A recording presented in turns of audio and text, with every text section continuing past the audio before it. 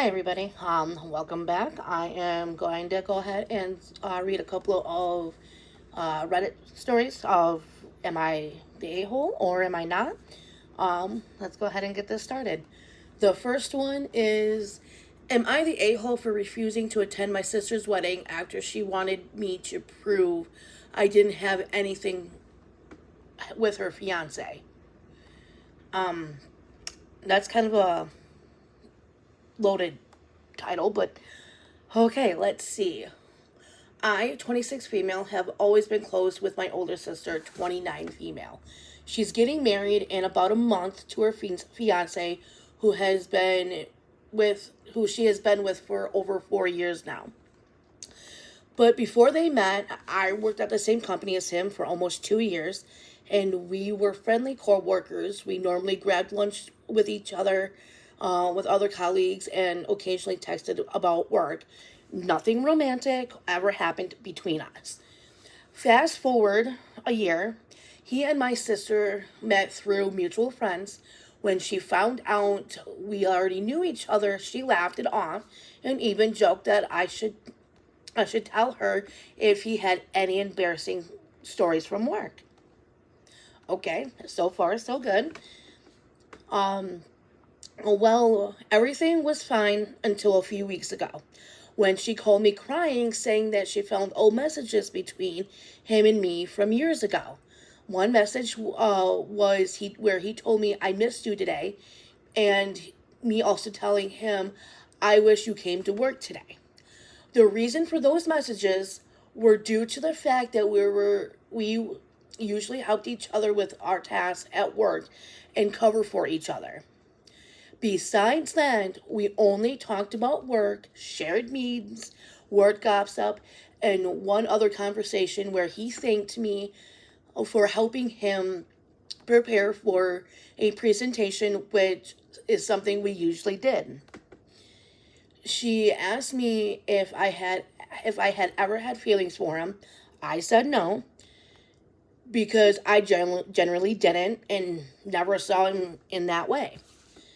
Then she asked if I'd be willing to let her read through my old phone backups and social media messages to see the context for those messages for her own peace of mind. Okay, that I kind of understand, but if my sister or brother or whatever was like, hey, was in this situation, I'd be like, you can, but I'm telling you the truth. I wish you would trust me, but you can. She said that if I had nothing to hide, I shouldn't have a problem proving it, and her friend suggested the same thing, and that if we did this one thing, it would help avoid future drama before the wedding. Which I completely understand, but something makes me wonder what actually happened previously to where the sister is not trusting OP. But I digress. Let's see what else is going on. Um, I refused immediately, not because that there's anything to find, but because I think it's an insane invasion of privacy. Apparently, that made me look guilty in a way, but I just wanted her to go through his phone instead of mine. Like, yeah, no, with that I completely understand. If there's nothing proving on his phone that they did anything, what makes the sister think that there's gonna be something to find on OP's phone? Because don't you think that it would be kind of like they'd have like the same issues? I mean, come on now. Um, let's see. Apparently, that made me look guilty in a way, but I just wanted her. Oh, I already read that part. Sorry. She still asks why I won't clear my name and give it a rest. This even pissed me off more because she's focusing on the wrong person and what name do I need to clear.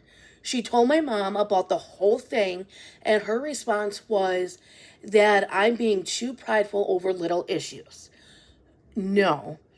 If I don't have anything to hide, if you already looked through your fiance's phone and there's nothing there to prove that that nothing happened, then there's no need for you to go through my phone. There's not. And what has the fiance done to get it to where you're like having to go through people's phones? Do you like not trust him? And if you don't trust him, then maybe you shouldn't be getting married. Just saying, but like I said, I digress. Let me know in the comments what you think. The final straw was when my sister said that she didn't feel comfortable having me at the wedding unless I handed over my phone first, so we sort of sorted out once and for all. But why can't she ask her fiance? Her response was, I don't want him to think that I don't trust him. But you don't trust him. If you haven't even went through his phone, but you're wanting to go through her phone, then if you're literally wanting to make sure that nothing happened between the two, that obviously you don't trust him or her. And that says more about you than anything else.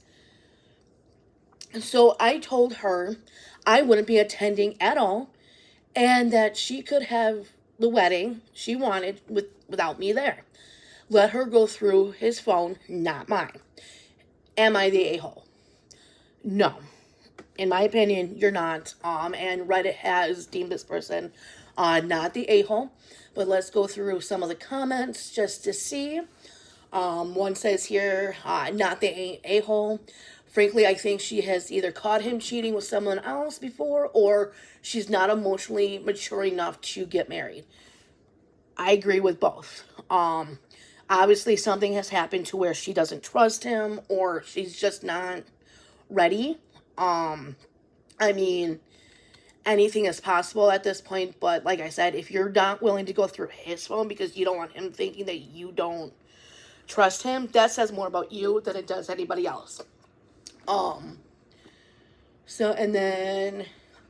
then here's one more that says, honestly, if you guys were friends before this, I would send him screenshots of your sister asking to see your old messages and explain you haven't shared because you think it's an invasion of your privacy and know that there's nothing to be seen, but want him to be aware of your sister spiraling. That I agree with.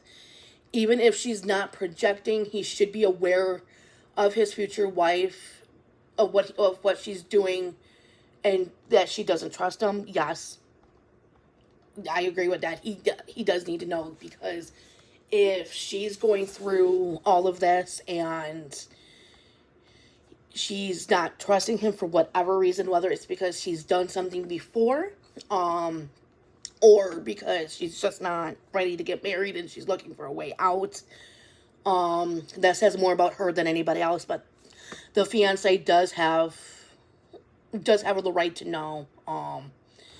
And this was posted like 4 days ago, so I'm not seeing any updates on it. Let me know in the comments what you think about this one. We are going to go ahead and read a couple of more. This one is, am I the a-hole for not leaving a concert? So let's go with it. That's kind of a loaded title, but hey, you never know. I, 30 female, recently attended a concert with my husband and 2 friends. It was a large concert with a very competitive ticket buying process. The artist is very special to me and my husband, and we were going to buy tickets for our anniversary gift to each other.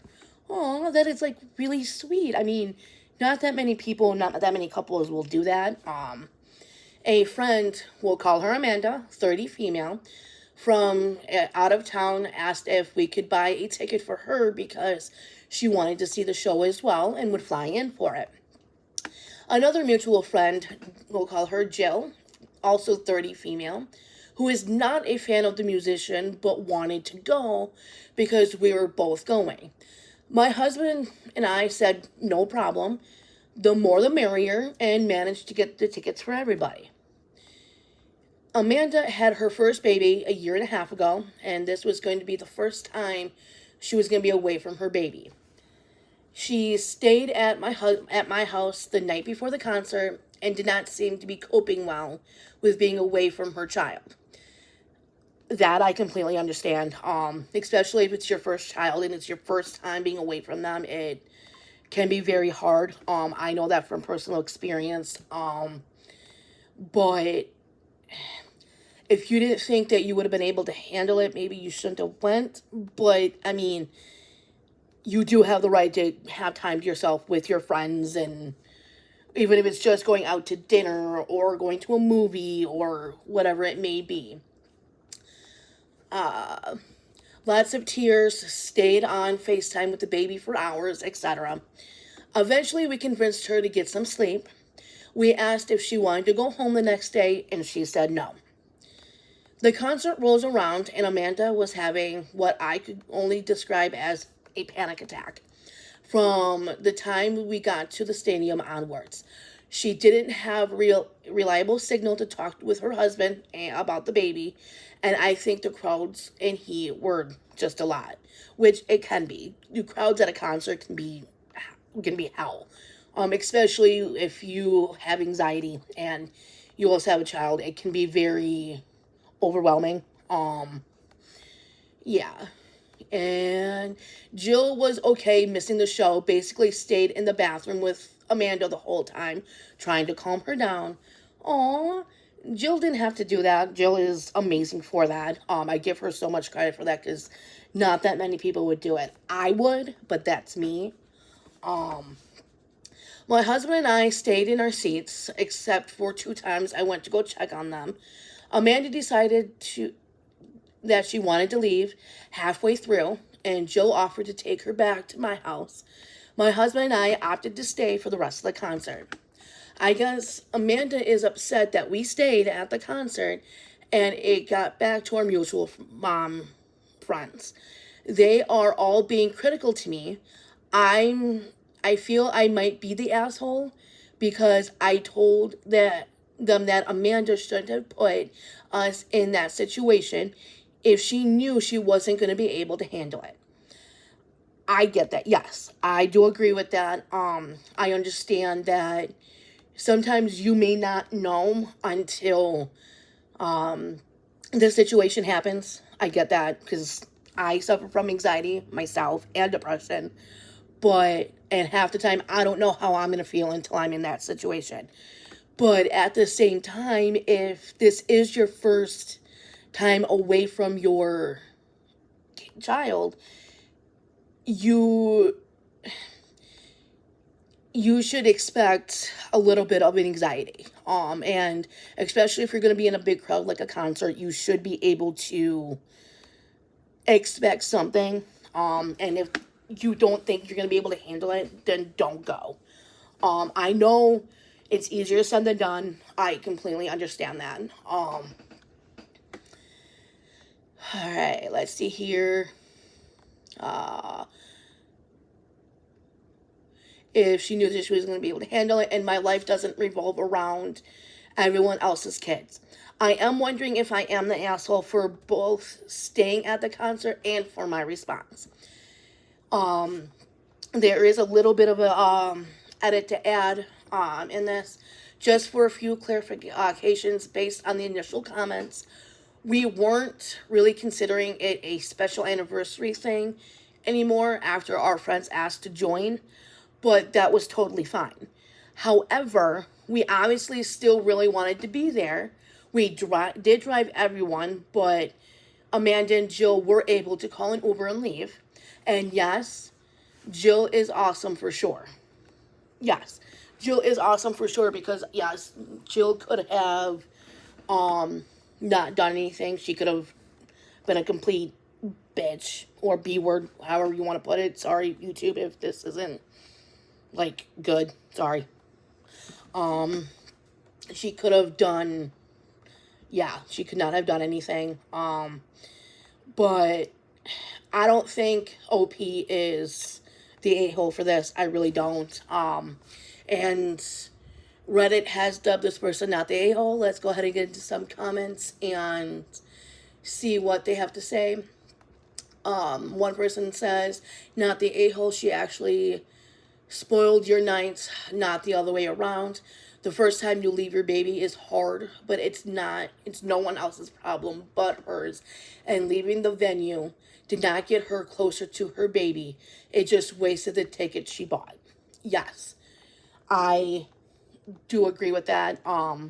It is hard. But at the end of the night, it's on her for leaving because the ticket was wasted. The money was wasted that could have went to somebody that would have been able to stay and enjoy.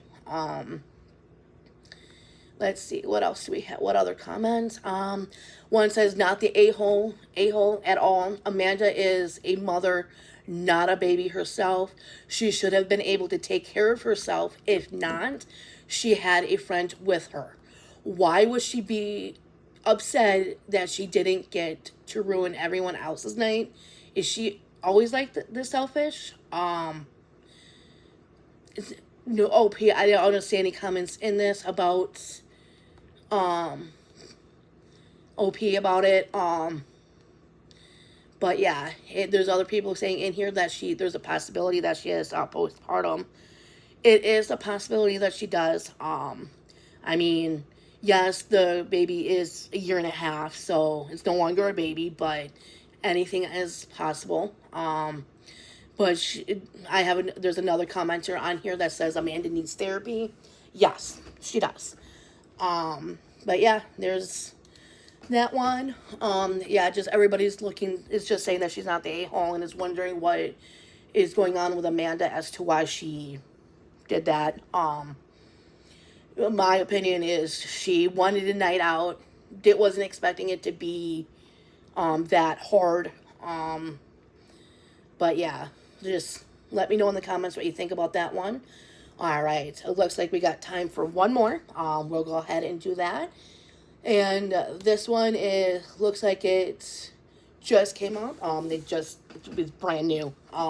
It says, am I the a-hole for not making it to my friend's birthday dinner on time, even though we never agreed on an exact time? Based off of that, no. But let's go ahead and read so we can have a little bit of context to make everything clear. I, 22 female, was celebrating my friend's 23 female birthday a few days ago. A few days after, because she was busy on her actual birthday, she said she was free after 6:30 p.m. So we planned to be in her city, which is about 35 minutes, a 35-minute drive from me.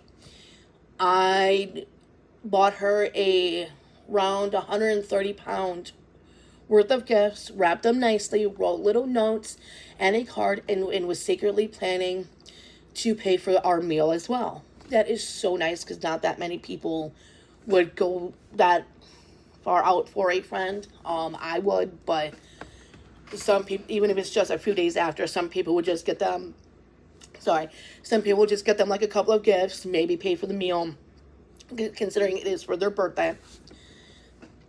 So the day before, I said I could probably get into the city around 7-ish after work, and she replied, okay. On the day before I finished work, she messaged saying she changed the restaurant. I replied that was fine, but she didn't respond until I was driving home. I finished work at 5:15 p.m., got stuck in traffic, and messaged her to let her know. I also asked where she was parking because I don't know the city very well. I got home around 6 p.m., went upstairs, put my phone on the charger, and started getting ready because I thought we were going for a nice birthday meal. At 6:35, she called asking where I was. I said I was still at home. She said, what? I'm 10 minutes away.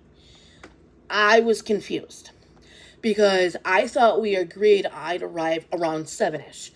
Not that we'd both be at the restaurant exactly at 7. She asked why I was still at home if I'd been back for 40 minutes. I explained I'd be getting ready because I thought it was a special occasion. She just said, just come from the gym she just come from the gym in gym clothes and called a rubbish excuse too. If I'd known it was that casual, I would have left sooner. She asked how long I'd be. I said about 35 minutes. She said she didn't want to wait, so I suggested restaurants in my town instead. She refused because they were crap. She didn't want to drive 30 minutes.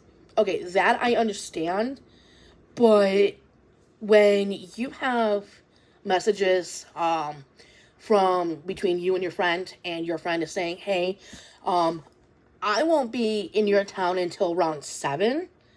Why would you then call them up at like a half an hour before and be like, "Where are you?" Like, come on now. Um, I apologized and explained I hadn't realized we agreed on a firm 7 p.m. She said that they were just excuses, that I wasn't really sorry, and that you're always doing this. I can be late sometimes, but the last few times that we have met, I've been on time. I'm always the one that's driving to her because she never driven to my city. She's never driven to me. I was literally about to leave when she called, and so I have to drive around 7:10 p.m. So I would have arrived around 7:10 p.m. Since she said she was already only 10 minutes away, she'd actually left early based on her assumption we'd meet exactly at 7. To me, 7:10 still fits around 7ish, and it does. Around a certain time, like 7ish or 1ish or whatever the time may be, that's kind of like being like about 15 minutes early, 15 minutes past, give or take, depending on where you're going, what you're doing, and the actual time that you're kind of giving. Because things happen, traffic happens, life happens. Um, we argued. She wouldn't accept my apology, and we never met.